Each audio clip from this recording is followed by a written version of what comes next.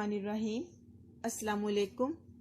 جماعت دہم، مضمون اردو، سبق نمبر 2، نعت، شاعر احسان دانش، شعر نمبر 4۔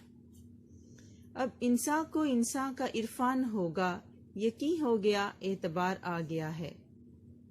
اب انسان کو انسان کا عرفان ہوگا، یقین ہو گیا اعتبار آ گیا ہے۔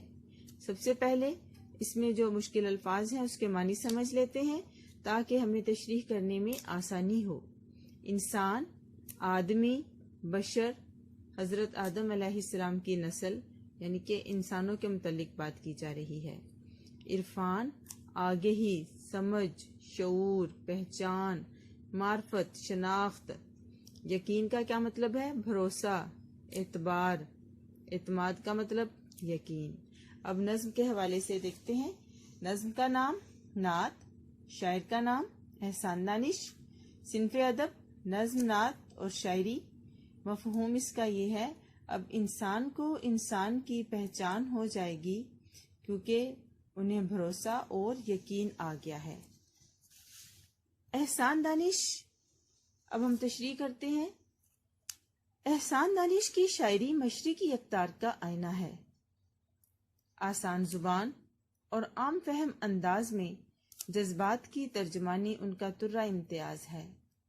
شعر نمبر 4 میں فرماتے ہیں: حضور سرور دو عالم، نور مجسم، نور محتشم، حبیب مکرم صلی اللہ علیہ وآلہ وسلم کی مبارک تعلیمات سے انسان کو انسان کا عرفان حاصل ہوا۔ آپ علیہ الصلاۃ والسلام نے معاشرتی اونچ نیچ، سماجی تفرقات، نسلی تعصبات، یعنی کہ جو نسلوں پر فخر کیا جاتا ہے کہ ہم اعلیٰ خاندان سے تعلق رکھتے ہیں اور وہ نیچ خاندان سے تعلق ہے، جیسے کہ ہمارے ہمسایہ ملک بھارت میں ہندو مذہب میں چھوت چھات اور یہ نسلی تعصبات بہت زیادہ ہیں۔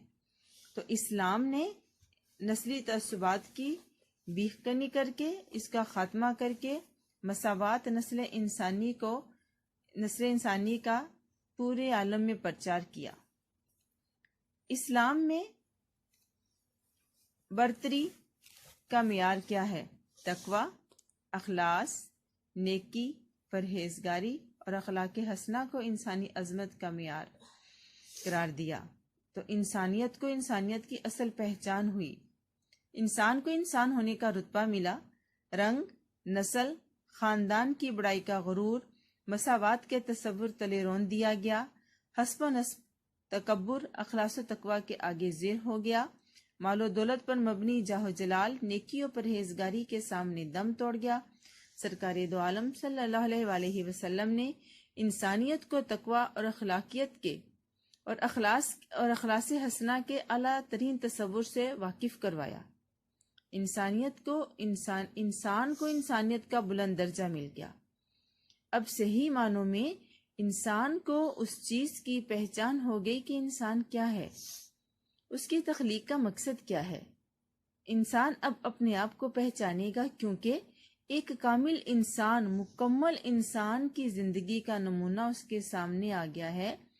حضرت محمد صلی اللہ علیہ وآلہ وسلم ہمارے لیے عملی زندگی کا نمونہ ہیں۔ ان کی شخصیت سے ہمیں زندگی گزارنے کے اسرار و رموز سے واقفیت ہوئی، قاعدے قوانین سے ہم واقف ہوئے۔ آپ صلی اللہ علیہ وسلم نے انسانوں کو ان کے صحیح مقام سے آشنا کیا۔ آپ صلی اللہ علیہ وسلم کو دیکھ کر اور آپ صلی اللہ علیہ وسلم کی تعلیمات کو سن کر انسان کو اس بات کا یقین ہو گیا کہ انسان کی تخلیق کا مقصد کیا ہے۔ انسان محض کھانے پینے اور کام کاج کرنے کے لیے ہی نہیں آیا، بلکہ اللہ تعالیٰ نے انسان کو اس لیے پیدا کیا کہ وہ اس کی عبادت کرے اور حضور صلی اللہ علیہ وآلہ وسلم کی تعلیمات پر عمل کرے۔ حضور اکرم صلی اللہ علیہ وآلہ وسلم کی بدولت جو لوگ ایک دوسرے کے خون کے پیاسے تھے، ان کی دشمنیاں سال ہر سال چلتی رہتی تھیں۔ اب کیا ہوا؟ حضور اکرم صلی اللہ علیہ وسلم کی تعلیمات اور اخلاق حسنہ کی بدولت ممکن ہوا کہ وحشی اور غیر مہذب قومیں تہذیب یافتہ اور با اخلاق ہو گئیں۔ آپ نے انسانوں کو بھائی بھائی بنا کر اخوت کی عالمی نظیر پیش فرمائی۔ انہی الفاظ کو کس خوبصورت پیرائی میں بیان کیا گیا ہے۔ نعت اس نبی کی جس نے پیغام حق سنایا، انسانیت کا رستہ انسان کو دکھایا، دنیا سنوارنے کے سمجھائے سب طریقے، عقبا ہو جس سے بہتر وہ راز بھی بتایا۔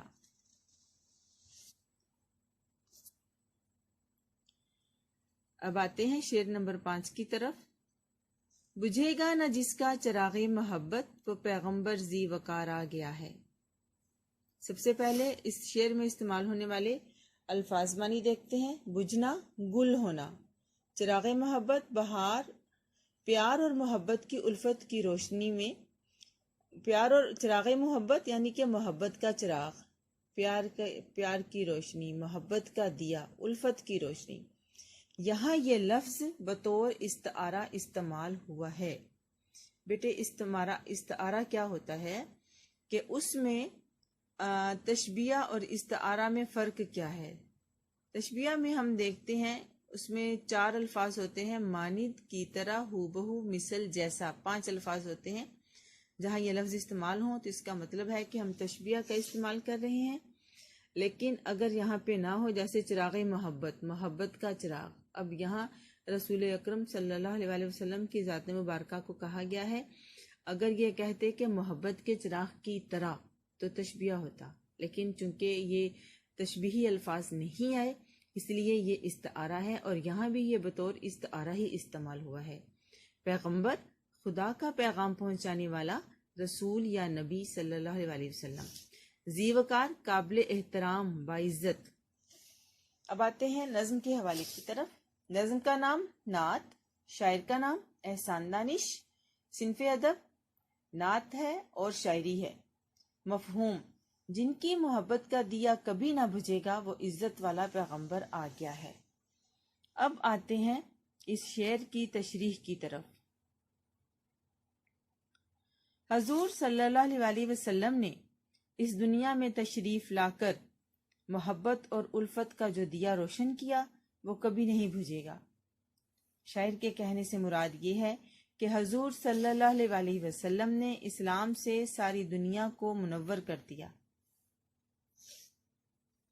شاعر حضور کی محبت میں سرشار علل اعلان یہ اقرار کرتا ہے کہ حضور کی ہستی مبارکہ کی الفت کا جو چراغ روشن ہوا ہے یہ کبھی نہیں بجھے گا اور تا قیامت اپنی روشنی بکھیرتا رہے گا۔ اس شعر میں چراغ محبت کا استعارہ نہایت خوبصورتی سے استعمال کیا گیا ہے، کیونکہ دنیاوی چراغ تو بجھ جاتے ہیں لیکن محبت کا چراغ کبھی نہیں بجھ سکتا۔ اس شعر کو دو مفہوم میں سمجھا جا سکتا ہے۔ اول تو یہ کہ حضور صلی اللہ علیہ وآلہ وسلم چونکہ اللہ کے آخری پیغمبر ہیں، اس لیے آپ صلی اللہ علیہ وآلہ وسلم کی تعلیمات و محبت کا درس قیامت تک کے لیے قائم و دائم رہے گا۔ اور دوسرا یہ کہ حضور کی ذات اقدس سے جو محبت اور عقیدت کی شمع ہم مسلمانوں کے دل میں روشن ہے وہ ابد تک جلتی رہے گی اور کفر کی تاریکیوں میں اجالا بن کر دمکتی رہے گی۔ یہ شمع کبھی نہیں بجھے گی، کیونکہ ہر مسلمان حضور صلی اللہ علیہ وآلہ وسلم کی حرمت کے لیے جان کی بازی لگانے کے لیے ہر وقت تیار رہتا ہے۔ بقول حفیظ جلندری، وہ جس کا ذکر ہوتا ہے زمین و آسمانوں میں، فرشتوں کی دعاؤں میں، مؤذن کی اذانوں میں، وہ نور لم یزل جو باعث تخلیق آدم ہے، خدا کے بعد جس کا اسم اعظم ہے۔ اگلا ایک اور جگہ دیکھیں کس قدر خوبصورتی سے بیان کیا گیا ہے، یہ نسبتاً آسان ہے، آپ کو یاد کرنے میں آسانی ہوگی۔ ہر موڑ پر جلائی شمع ہدایت اس نے، جو راستہ تھا سیدھا ایک ایک کو بتایا۔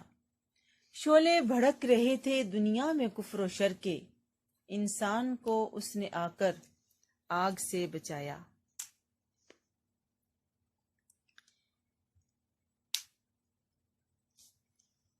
اللہ تعالیٰ نے فرمایا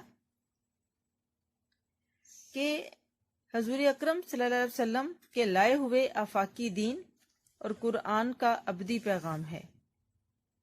قرآن کا پیغام ابدی ہے۔ یہ محبت کا چراغ ہمیشہ جلتا رہے گا، کیونکہ اس آفاقی، الہامی اور خدائی پیغام محبت کی حفاظت کا وعدہ اللہ تعالیٰ نے قرآن میں یوں فرمایا ہے، اور ہم نے اس قرآن کو نازل کیا اور ہم ہی اس کی حفاظت کرنے والے ہیں۔ آپ صلی اللہ علیہ وآلہ وسلم کا پیغام محبت آپ صلی اللہ علیہ وسلم کا اخلاق حسنہ ہے۔ حضرت عائشہ رضی اللہ تعالی عنہا نے کہ بقول کانا خلقہ القرآن، کہ آپ کا اخلاق قرآن ہے۔ حضور صلی اللہ علیہ وآلہ وسلم اللہ تعالیٰ کے آخری نبی ہیں۔ آپ کی تعلیمات قیامت تک لوگوں کے لیے ایک چراغ کی حیثیت رکھتی ہیں۔ حضور صلی اللہ علیہ وسلم تمام نبیوں سے زیادہ افضل اور بلند مرتبے والے ہیں۔ اب چلتے ہیں شعر نمبر 6 کی طرف۔ زمانے کو اب اپنی منزل مبارک، کہ ایک خضر صد رہ گزار آ گیا ہے۔ زمانہ دور، یہاں مراد ہیں لوگ۔ منزل صحیح مقام، صد رہ گزار ہزاروں راستے۔ خضر حضرت خضر علیہ السلام، جن کے بارے میں مشہور ہے کہ بھولے بھٹکوں کو راستہ دکھاتے ہیں۔ اب آگے آتے ہیں نظم کے نعت کے حوالے کی طرف۔ نظم کا نام نعت، شاعر کا نام احسان دانش، ادب کی قسم نظم ہے، نعت ہے اور شاعری کی ایک قسم ہے۔ اب اس کا مفہوم دیکھتے ہیں۔ زمانے کو اب اپنی منزل مبارک ہو، کہ ایک خضر صد راہ گزار آ گیا ہے۔ یہاں خضر صد راہ گزار حضرت محمد صلی اللہ علیہ وآلہ وسلم کو کہا گیا ہے، وہ مراد ہیں۔ نعت کے اس شعر میں شاعر حضرت محمد صلی اللہ علیہ وآلہ وسلم کے عشق میں ڈوب کر اپنی دلی جذبات کا اظہار کر رہا ہے، اور زمانے کو مبارکباد پیش کرتا ہے کہ اسے اپنی منزل مل گئی ہے۔ حضور صلی اللہ علیہ وآلہ وسلم کی آمد سے قبل دنیا کفر اور جہالت کی تاریکی میں ڈوبی ہوئی تھی۔ حضور نے اپنی حکمت و دانائی سے لوگوں کو شعور بخشا، سمجھ دی، عقل و فہم دی اور علم کی روشنی عطا فرمائی۔ آپ ہی کی بدولت انسان کو انسانیت کی معراج نصیب ہوئی اور بھٹکی ہوئی انسانیت صحیح راستے پر چل پڑی۔ یوں اس کاروان جہاں کو زندگی کے صحرا میں اپنی اصل منزل کا نشان ملا۔ شاعر کہتا ہے کہ زمانے کو اپنی منزل ملنا ہی تھی، کیونکہ حضور ایک ایسے رہنما اور ہادی ہیں، ہادی سے مراد ہدایت دینے والے، جو زندگی کے ہزاروں راستوں تک کے رازوں سے واقف ہیں اور ہر قدم پر رہنمائی کے لیے موجود ہیں۔ یہاں شاعر نے حضرت خضر کی تلمیح کی طرف اشارہ کیا ہے، جن کے بارے میں مشہور ہے چونکہ انہوں نے آب حیات پی رکھا ہے، اس لیے وہ قیامت تک بھولے بھٹکے مسافروں کو جنگلوں، بیابانوں اور صحراؤں میں راستہ دکھاتے رہیں گے اور منزل تک پہنچنے میں مدد فرمائیں گے۔ لیکن چونکہ حضرت محمد صلی اللہ علیہ وآلہ وسلم کا رتبہ اور شان تمام انبیاء سے افضل ہے، لہٰذا شاعر نے نہایت خوبصورتی سے شعر میں بھی حضور صلی اللہ علیہ وآلہ وسلم کی اس فضیلت کو قائم و دائم رکھا ہے اور بیان کیا ہے کہ جیسے خضر علیہ السلام تو کسی ایک راہ پر رہنما ہوں گے، مگر حضور صلی اللہ علیہ وآلہ وسلم ایسے صدہا راستوں پر بنی نوع انسان کے رہنما ہیں، اور قیامت تک یہ رہنمائی جاری و ساری رہے گی۔ شاعر کے کہنے کا مقصد یہ ہے کہ اسے قیامت تک آنے والے لوگوں کو قیامت تک شاعر کے کہنے کا مقصد یہ ہے کہ قیامت تک آنے والے لوگوں تمہیں مبارک ہو کہ اللہ تعالیٰ نے ایسا محبوب نبی عطا فرمایا ہے جو تمام نبیوں کا سردار بھی ہے، اور جن کی تعلیمات پر عمل پیرا ہو کر گمراہی کے شکار لوگ اپنی منزل پالیں گے۔ انہی الفاظ کو کسی اور شاعر نے اس طریقے سے بیان کیا ہے بھولی ہوئی تھی دنیا اپنے خدا کو محشر، خالق کے در پہ اس نے مخلوق کو جھکایا۔ درود اس پر کہ جو ماہر کی امیدوں کا ملجا ہے، درود اس پر کہ جس کا دونوں عالم میں سہارا ہے۔ آج ہم نے اپنے لیکچر نمبر 9 میں جماعت دہم کا سبق نمبر 2 نعت کی تشریح مکمل کی۔ آج 6 اشعار مکمل ہو گئے۔ آپ کا گھر کا کام یہ ہے کہ آخری 3 اشعار کی تشریح آپ نے لکھنی اور یاد کرنی ہے۔ اگلے لیکچر میں ہم اس کی مشق کریں گے، سوالات و جوابات اور باقی جو کتاب کا کام ہے وہ ہم حل کریں گے۔ السلام علیکم ورحمۃ اللہ وبرکاتہ۔